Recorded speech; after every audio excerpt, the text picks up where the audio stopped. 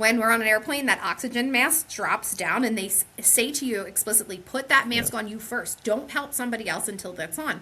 And I really still think that's the case. I think that making sure our mind is full, Full, right? We can be mindful and mindful. We need to make sure that we're taking care of ourselves, pouring into ourselves, going back to that bucket. Yeah.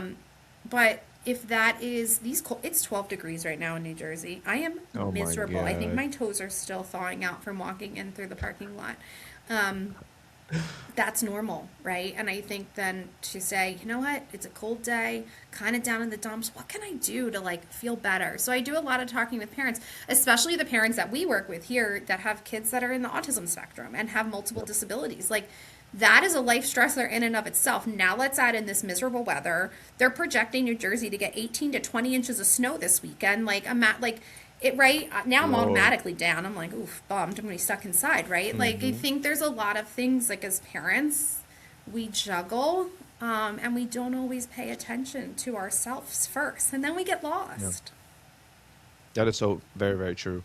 And it's like what happens when they age Yeah, out of your home and then you're on your own. I It's like know. you have to refine yourself. So it's starting now. So you're Yeah, not just waiting all the time. yeah, In your shift from being a clinician to and that executive leadership, yeah. how have you stayed connected to the people you serve? I think that was one of the things that you love the most as well is being that Yeah. resource, that connection piece. Yeah, people always say to me like, "Wow, how do you do that?"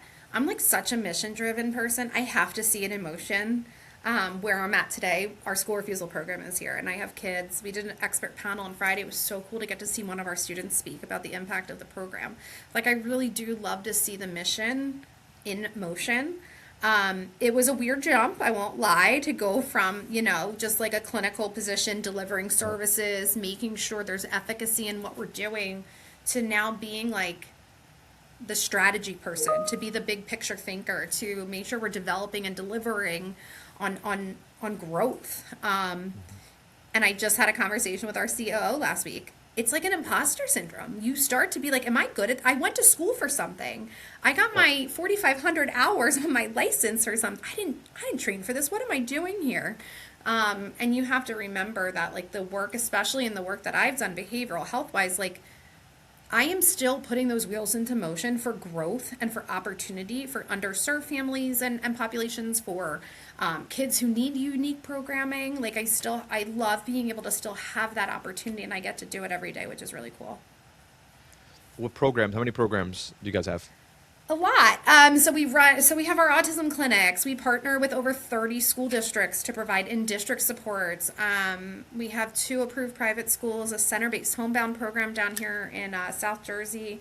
Wow. And we're growing and we're developing new programs and partnerships to figure out how to better serve not just on a business side, but how to better serve our partners. What do we really need? What is the community experiencing? And I love immersing myself in the communities that we serve because you have to understand what's going on to make sure that we're delivering and making sure that everybody's getting what they need. And it's a really tough time. I think, the way of the world right now is heavy and there's a lot Yeah. going on and everybody needs something. So waitlists are significant and not enough people are entering the field of behavioral health and education either right now.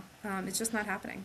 How do you think we communicate these resources and everything that's happening? There's so much good happening in our own backyards. It's Yeah. just sometimes it's the message hasn't been told correctly or it's hard to reach our audience. Yeah. How are you guys coming at that? Yeah.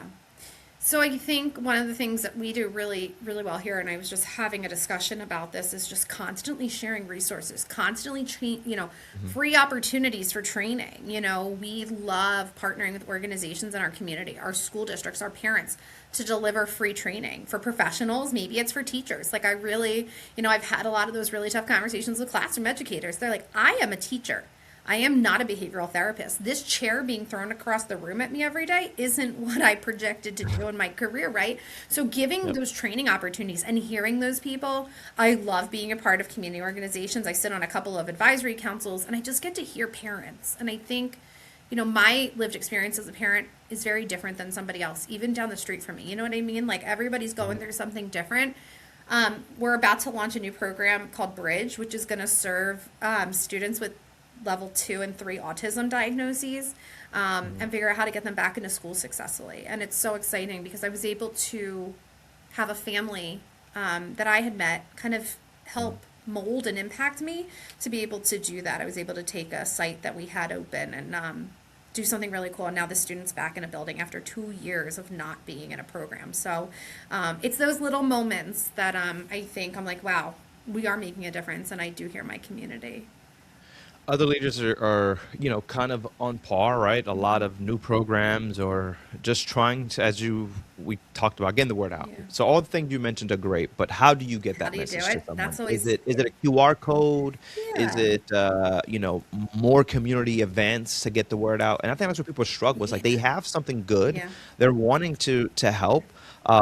Especially every year, you want to get better and better, but it's like, how do we get to the masses, Yeah. most importantly? Yeah. I think it's a lot of collaboration. It's a lot of partnerships. I always say too, there's a lot of competitors in this space of behavioral health, but we shouldn't be competing with each other. It should be an opportunity to collaborate together.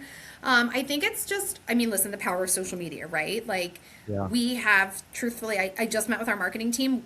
The amount of followers that we're growing just from information sharing, just providing good content.